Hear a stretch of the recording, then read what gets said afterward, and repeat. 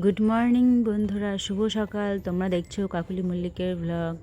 আমার চ্যানেলে যারা তোমরা নতুন তাদেরকে বলছি আমার চ্যানেলটি সাবস্ক্রাইব করে দাও, ফলো করে দাও, লাইক কমেন্ট করে আমার পাশে থেকো সবসময়। তো বন্ধুরা দেখো, অনেক দিন পরে কিন্তু আজ আমি ব্লগ শেয়ার করছি তোমাদের সাথে। তো দেখো, সকাল সকালে ঘুম থেকে উঠে পড়েছি। উঠে পড়ে কিন্তু আমি সবার প্রথমেই তুলসীর তলায় প্রণাম করে নিই, আর তারপরে কিন্তু আমি আমার বাসি কাজকর্ম সেরে নিই। তো দেখো, ঘরটা ঝেড়ে নিলাম, আমাদের ঘরটাও এখন ঝেড়ে নিয়েছি, আর শাশুড়ি মার ঘরও ঝেড়ে নিয়েছি। এখন কিন্তু উঠোন ঝাড় দিয়ে নিচ্ছি, উঠোন ঝেড়ে কিন্তু ঘর মুছে নেব। তো দেখো, ঘরের মোছার জন্য জল, একটু নিরমা দিয়ে আর ন্যাকড়া ডুবিয়ে নিয়েছি। এখানে এখন ভালো করে মুছে নিতে হবে। একদিকে ঘর মুছছি, আরেকদিকে কিন্তু ফ্যান চালিয়ে দিয়েছি, কারণ ফ্যানটা চালালে পরে তাড়াতাড়ি শুকিয়ে যাবে আর পায়ের ছাপ বসবে না। আর যদি ফ্যান না চালাও তাহলে এই ভেজা বাকায় পাড়ালে কিন্তু পায়ের ছাপ বসে থাকবে। আর দেখো, এদিকে মেয়ে আর মেয়ের বাবা কিন্তু ঘুমাচ্ছে, তাই আমাদের ঘরটাও এখন মুছে নিচ্ছি।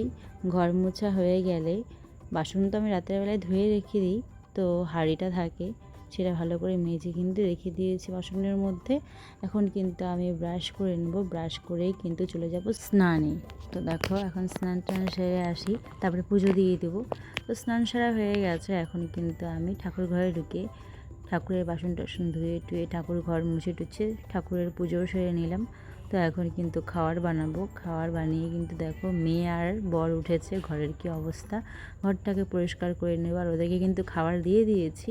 তো তারপরে কিন্তু মেয়ে আর আমি খেয়েও নেব। এখন দেখো, ঘরটা মোটামুটিভাবে পরিষ্কার করেছি। আর দেখো, রুটি আচার খেয়ে নিচ্ছি, আর মেয়ের জন্য চালের গুঁড়া মেখে খাইয়ে দিচ্ছি। তোমরাও খেয়ে যাও বন্ধুরা, আমি খেয়ে নিলাম। আর এখন কিন্তু বাসন মেজে নেব। বাসন মেজে কিন্তু আবার কিন্তু দুপুরের জন্য রান্না বসানোর আয়োজন করতে হবে। তো দেখো, এদিকে ভাত বসিয়ে দিয়েছি, আর আমাদের বাড়িতে আজকে মাছ নিয়েছিল, তো মাছগুলো কিন্তু ভালো করে ধুয়ে বেছে নেব। আর আজকে কিন্তু আসবে মাসি শাশুড়ি এবং দিদা শাশুড়ি। আর এদিকে দেখো, এখনকার মাছে এত ডিম থাকে, মাছের থেকে ডিমের পরিমাণই বেশি। তো এখানে পেঁয়াজ বেসন দিয়ে কিন্তু ডিমগুলো ভেজে নিচ্ছি। আর এদিকে দেখো, দিদা আর মাসি চলে এসেছে মিষ্টি নিয়ে। ডিমগুলো ভেজে নিয়ে তারপরে কিন্তু মাছ ভাজা বসিয়ে দিয়েছি, আর মাসিকে কিন্তু রুটি আর মিষ্টি দিয়ে দিয়েছি। আর এদিকে কিন্তু সবজি কেটে নিচ্ছি, আমি বেগুন আর আলু দিয়ে মাছ করে নেব।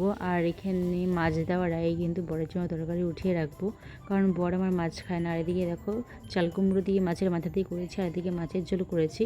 আর এদিকে রান্না বান্নার পরে কিন্তু বাসন কোসন পড়েছিল, বাসন কোসনগুলো ভালো করে ধুয়ে টুয়ে নিয়েছি।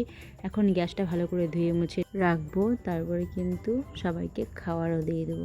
দেখো, গ্যাস ভালো করে মুছে নিয়েছি, আর এখন কিন্তু সবার জন্য পাতে পাতে ভাত বেড়েছি, আর সবাইকে ভাতটা দিয়ে কিন্তু আমিও পরে খেতে বসবো। তো কই যাচ্ছ তুমি? একটা বাটি আনতে যাচ্ছি। কোথায় বাটি কোথায় যাচ্ছ বাটি আনতে? বাটি আনতে ওখানে আছে।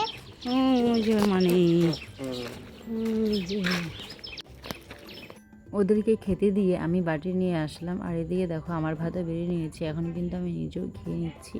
খেয়ে দিয়ে আবার বাসন, আর আমাদের তো রান্নার খাওয়া বাসন ধোয়া এগুলোই কাজ, আর কি বলবো।